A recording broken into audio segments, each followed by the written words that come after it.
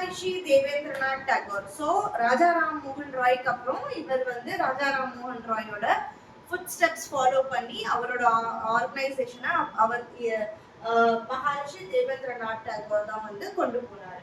இவர் யார் அப்படின்னு பாத்தீங்கன்னா ரவீந்திரநாத் டாகோரோட father. Carried out on the work he laid 4 articles of faith. So இவர் மகாரிஷி தேவேந்திரநாத் டாகோர் வந்து 4 விஷயத்தை சொன்னாரு நம்பிக்கை பத்தி, தட் இஸ் ஃபேத் அப்படி ஃபேத் பத்தி. ஓகே, என்ன அப்படின்னு பாத்தீங்கன்னா in the beginning there was nothing. Okay, முன்னாடி வந்து உண்மை இல்ல, ஸ்டார்ட் ஆஃப் தி யூனிவர்ஸ், அப்போ வந்து ஒண்ணுமே கிடையாது.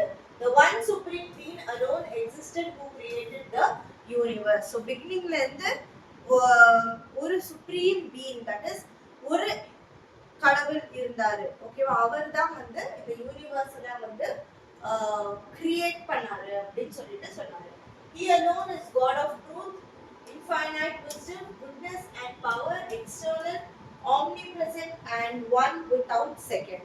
So இவர் அந்த ஒரு கடவுள் தான் வந்து இருக்கார், ஒரு கடவுள் தான் இருக்காரு. அவர் தான் வந்து நல்லது, அவர்கிட்ட தான் பவர் இருந்துச்சு, பவர் இருக்கு. இட்டர்னல்னா ஒரு எண்டே இல்லாத ஒருத்தர். அப்புறம் ஆம்னி பிரசன்ட்னா எல்லா இடத்துலயும் இருக்கிறவர். அண்ட் ஒன் வித்அவுட் செகண்ட், இவருக்கு அடுத்தது யாரும் கிடையாது, இவர் மட்டும்தான் அப்படின்னு சொல்லிட்டு காட் கடவுளை பத்தி சொன்னாரு. ஓகே, அடுத்தது our salvation depends on belief in him and in his worship in this world and the next. so நம்ம வந்து salvation அப்படின்னா என்னன்னா நம்மளோட நம்ம என்ன சொல்றது, இறந்ததுக்கு அப்புறமா நம்ம எப்பவுமே நிம்மதியோட இருக்கிறது தான் சால்வேஷன். ஓகேவா, ஸோ அந்த சால்வேஷன் எப்போ நம்மளுக்கு கிடைக்கும் அப்படின்னு பார்த்தீங்கன்னா நம்ம வந்து அந்த கடவுளை வழங்கினா நம்மளுக்கு கிடைக்கும் அப்படின்னு சொல்லியிருக்காங்க. Believe consist in loving him and doing his will. That is அவர் மேல நம்பிக்கை என்றது என்னன்னா அவர் சொல்றது பண்றது.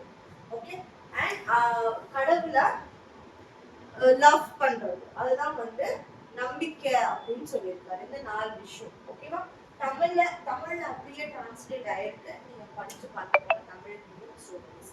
அடுத்தவர் வந்து கேசப் சந்திர Sen and Brahmo Samaj of India.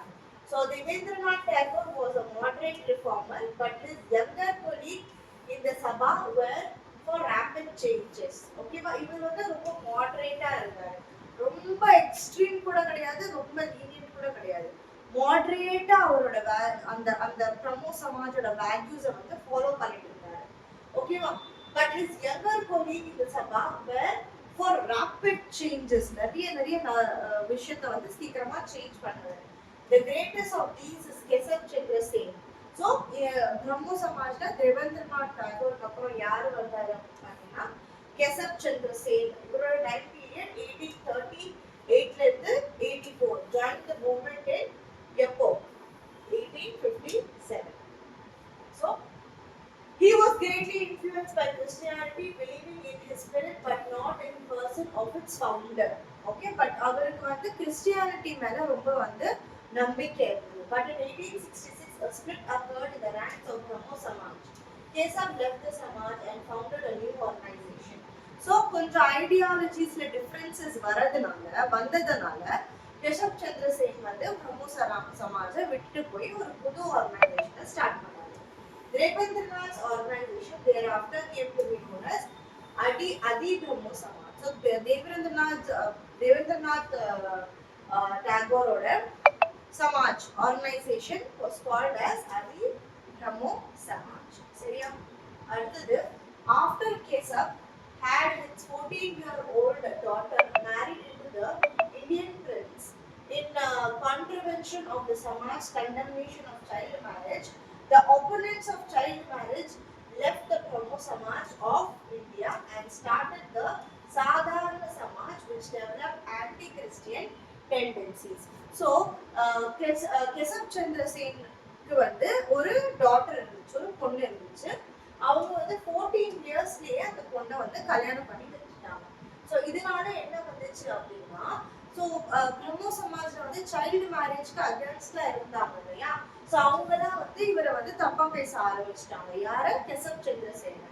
The opponents of child marriage left the Brahmo Samaj. So அந்த Brahmo Samajயை விட்டுட்டு போயிட்டாங்க. யார் விட்டுட்டு போயிட்டாங்க? opponents of child marriage. child marriage பண்றது பிடிக்காது இல்லையா, அந்த மக்கள் வந்து பிரம்ம சமாஜை விட்டு போயிட்டு அவங்க என்ன ஸ்டார்ட் பண்ணிட்டாங்கன்னா சாதாரண சமாஜ் அப்படின்னு சொல்லிட்டு ஒரு ஆர்கனைசேஷன் ஸ்டார்ட் பண்ணிட்டாங்க, which developed anti-Christian tendencies. So கிறிஸ்டியன்ஸ்க்கு அகேன்ஸ்டான பிலீஃப்ஸ் வச்சிருந்தாங்க இந்த சாதாரண சமாஜ் மக்கள். ஓகேவா?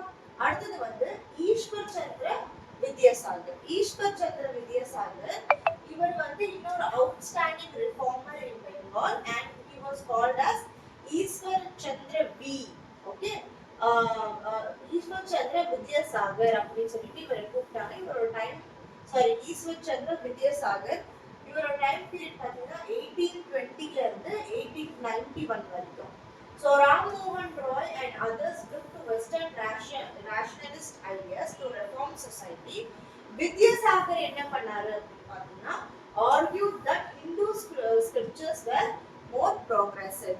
So ராஜா ராம் மோகன் ராய்லாம் வந்து வெஸ்டர்ன் ஐடியாஸ் வந்து இந்தியாக்குள்ள கொண்டு வந்தாங்க இல்லையா. பட் இவர் என்ன பண்ணாரு, ஈஸ்வர் சந்திர வித்யாசாகர் இவர் என்ன சொன்னாருன்னா, நம்ம ஹிந்து ஸ்கிரிப்ட்ஸ்லயே வந்து நிறைய நல்ல விஷயங்கள் இருக்கு, அதுதான் ரொம்ப ப்ராக்ரெசிவா இருக்கு, நிறைய விஷயங்கள் அதுலதான் அதிகமா இருக்கு அப்படின்னு சொல்லிட்டு அவரு ஆர்கியூ பண்ணாரு. Okay, he provided evidence from scriptures that there were no sanctions of burning of widows or prohibition on remarriage of widows. So இவர் வந்து ப்ரூஃப் கொடுத்தாரு, இந்து ஸ்கிரிப்சர்ஸ்ல இந்த மாதிரி பண்ணோன்னு இல்ல, மக்களாவே பண்றாங்க, இந்து ஸ்கிரிப்சர்ஸ்ல அந்த மாதிரி கிடையாது அப்படின்னு சொல்றாரு. He wrote a number of polemical tracts and was a pioneer of modern Bengali prose. இது ரொம்ப ரொம்ப important point. Who was a pioneer of modern Bengali prose அப்படின்னா ஈஸ்வர் சந்திர வித்யாசாகர். சரியா? இவர் நிறைய tracts, நிறைய songs, நிறைய poemsலாம் எழுதியிருக்காரு. ஓகேவா?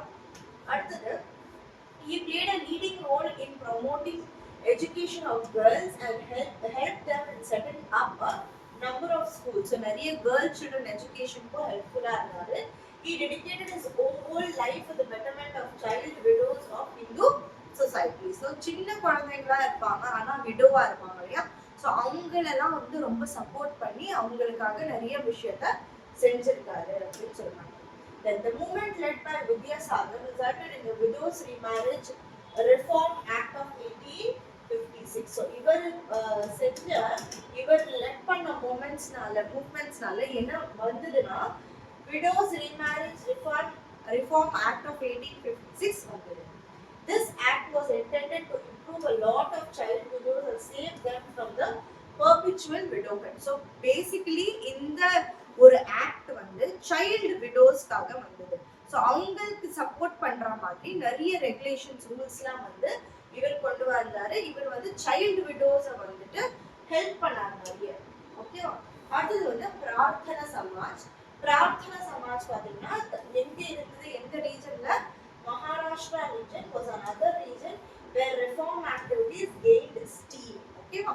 ஸோ இந்த மகாராஷ்டிரால வந்து நிறைய ரிஃபார்ம்ஸ்லாம் வந்தது. ஓகேவா? அதுல இருந்து இருக்கிற ஒரு சமாஜ் தான் Prarthana Samaj. A movement similar to Brahmo Samaj but founded in Bombay in 1867. Okay, so பாம்பேல வந்து பிரார்த்தனா சமாஜ் ஆரம்பிச்சது 1867 ல ஆரம்பிச்சது. Was Prarthana Samaj. It was founded by very important. It was founded by Dr. Atmaram Panduran in the year 1825 to 1898. Okay. The two distinguished members of this Samaj. In the Samajல இருக்கிற ரொம்ப இம்பார்ட்டன்ட்டான ரெண்டு members யார் அப்படின்னு பார்த்தீங்கன்னா R.C. Bandarkar and Justice Mahadev Govind Ranade. இவங்க ரெண்டு பேரும் வந்து இந்த சமாஜுக்கு ரொம்ப ரொம்ப இம்பார்ட்டன்ட்டான மக்களா இருந்தாங்க. எந்த சமாஜ் இது? Prarthana Samaj. Okay, they devoted themselves to activities such as intercaste dining, intercaste marriage, widow remarriage and improvement of women and oppressed classes. So இவங்க வந்துட்டு இந்த விஷயத்துல எல்லாம் நிறைய வேலை செஞ்சு நிறைய நல்ல விஷயத்தை கொண்டு வந்திருக்காங்க. என்னென்ன ஆக்டிவிட்டிஸ் பண்ணாங்க? இன்டர்காஸ்ட் டைனிங், தட் இஸ் எல்லா காஸ்ட் மக்களும் எல்லா ஜாதி மக்களும் ஒண்ணா உட்கார்ந்து சாப்பிடணும் அப்படின்னு சொன்னாங்க. இன்டர் காஸ்ட் மேரேஜ், ஒரு ஜாதியில இருந்து இன்னொரு ஜாதியில மேரேஜும் பண்றது அவங்க சப்போர்ட் பண்ணாங்க. விடோரி மேரேஜ் சப்போர்ட் பண்ணாங்க. அதுக்கப்புறம் விமன் அண்ட் தாழ்த்தப்பட்ட மக்களை டெவலப் பண்றதுக்கு நிறைய வேலை வந்து இவங்க செஞ்சிருந்தாங்க. Okay, that is doctor justice Mahadev Govind Ranade. இவர் வந்து was a founder of widow marriage association. ரொம்ப இம்பார்ட்டன்ட்மா, இதெல்லாம் கேட்பாங்க, கேட்கறதுக்கு நிறைய சான்சஸ் இருக்கு. Okay, so widow marriage association ஓட சேர்பர்சன் ஃபவுண்டர் யாரு? Kovind Ranade. The Pune Sarvajanik Sabha 1870 and the Dental Education Society, இது மூணுத்தையும் ஃபவுண்ட் பண்ணவர் யாரு? Mahadev Govind Ranade. While the above reformers worked among the upper classes, during the same time Jyotibai Phule worked for the upliftment of depressed classes. So தாழ்த்தப்பட்ட மக்களுக்காக யாரு நிறைய வேலை செஞ்சிருக்காங்க அப்படின்னு பாத்தீங்கன்னா ஜோதிபாய் பூலே. சரியா? அண்ட் நிறைய விமனுக்காகவும் இவரு போராடி இருக்காரு. His book குலாம்கிரி, இது ரொம்ப இம்பார்ட்டன்டான ஒரு டாபிக். குலாம்கிரி யார் எழுதுனாங்க அப்படின்னு பாத்தீங்கன்னா ஜோதிபாய் பூலே.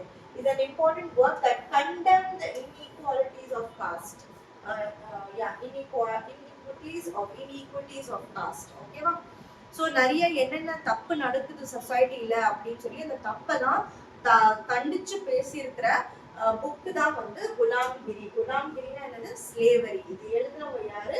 ஜோதிபாய் பூலே. ஓகேவா? ஸோ அடுத்தது ஹிந்து ரிவைவலிசம் அடுத்து பார்க்கலாம்.